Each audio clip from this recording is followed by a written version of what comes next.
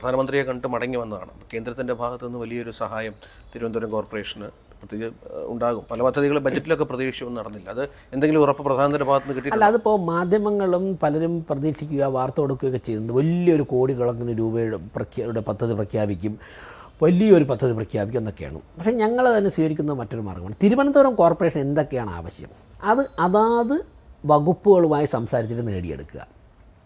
ഇപ്പോൾ ഞാൻ വീണ്ടും നടത്തിക്കൊണ്ട് ഉദാഹരണമാണ്, തെരുവ് നായ്ക്കളെ ബുദ്ധിമുട്ട് അവസാനിപ്പിക്കുക എന്നുള്ളതാണ് പ്രധാനപ്പെട്ട ഒരു ആവശ്യം. അതിന് ഇപ്പോൾ ബഹുമാനപ്പെട്ട കേന്ദ്രമന്ത്രി ജോർജ് കുര്യൻജിയുടെ ഡിപ്പാർട്ട്മെൻ്റ് ഉണ്ട്, അത് അനിമൽ ഹസ്ബൻഡറി ഉണ്ട്, ന്യൂനപക്ഷ ക്ഷേമത്തോടൊപ്പം അനിമൽ ഹസ്ബൻഡറി ഉണ്ട്. അനിമൽ ഹസ്ബൻഡറിക്ക് ചില വകുപ്പുകൾ വഴി നമുക്ക് നായ്ക്കളുടെ ഷെൽട്ടറും ABC പ്രോഗ്രാമും ചെയ്തു തരുവാനുള്ള ഫണ്ടുണ്ട്. അത് നേടിയെടുക്കുവാൻ ചെന്നപ്പോഴേക്കും വാതിൽ ഓപ്പണാണ്, അത് നേടിയെടുക്കുന്നു. അതോടൊപ്പം തന്നെ അർബൻ ഡെവലപ്മെൻറ്റ് മിനിസ്റ്ററുമായിട്ട് ഇന്നലെ സംസാരിച്ചു. PMA പദ്ധതിയിൽ സംസ്ഥാന സർക്കാർ ഒപ്പിടുന്നില്ല. അതുകൊണ്ട് രണ്ടാം ഘട്ടം ഇവിടെ ഒരു വീട് കൊടുക്കാൻ പറ്റുന്നില്ല. 2000 പേർ എലിജിബിളായിട്ടുള്ള 2000 പേർക്ക് വസ്തു കൊണ്ട് എല്ലാ റെക്കോർഡ്സും ഒക്കെയാണ്. അടുത്ത ഘട്ടം ഒപ്പിട്ടാൽ മാത്രമേ നെക്സ്റ്റ് ഇൻസ്റ്റാൾമെൻറ്റ് 40,000 രൂപ കൊടുത്തിട്ട് എഗ്രിമെൻറ്റ് വയ്ക്കാൻ സാധിക്കുള്ളൂ.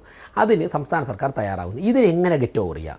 മനോഹർലാൽ ഖട്ടാർജിയുമായിട്ട് സംസാരിച്ചു. അതിൻ്റെ വരാൻ പോകുന്ന റിസൾട്ടുകൾ അടുത്ത ദിവസം ഉണ്ടാവും. ഇപ്പോൾ JP നഡ്ഡാജിയുടെ വീട്ടിലായിരുന്നു ഞങ്ങൾക്ക് കഴിഞ്ഞ ദിവസം രാത്രിയുടെ ഞങ്ങൾ കൂടിക്കാഴ്ച. JP നഡ്ഡാജിയായിട്ട് ഇത് കഴിഞ്ഞതിന് ശേഷം മേയർ എന്നുള്ള നിലയ്ക്ക് എനിക്ക് നഡ്ഡാജിയെ 10-20 വർഷം കൊണ്ടേ അറിയാം. അപ്പോൾ നഡ്ഡാജിയുമായിട്ട് ഞങ്ങൾ സംസാരിച്ചു, വ്യക്തിപരമായിട്ട് സംസാരിച്ചു.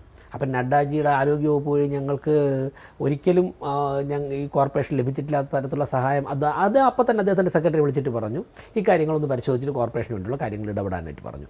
അതായത് ഒരു വലിയ പ്രഖ്യാപനം പ്രധാനമന്ത്രി പ്രഖ്യാപിച്ച് വാർത്തയാകുമെന്നുള്ള വാർത്തകൾ മാധ്യമങ്ങൾ കൊടുത്തിരുന്നു. പക്ഷേ ഞങ്ങൾ സ്വീകരിക്കുന്നത് തിരുവനന്തപുരം കോർപ്പറേഷനിൽ നിന്ന് ഏതൊക്കെ മന്ത്രാലയങ്ങളിൽ നിന്നാണ് ഓരോരോ ഏരിയയിൽ ഗുണം കിട്ടുന്നത് ആ മന്ത്രിമാരെ സമീപിച്ചുകൊണ്ട്, ആ മന്ത്രാലയങ്ങളെ സമീപിച്ചുകൊണ്ട് അതിൻ്റെ ഫോളോ അപ്പ് ചെയ്ത് നേടിയെടുക്കുകയാണ്. അത് ചെയ്തുകൊണ്ടിരിക്കുകയാണ്.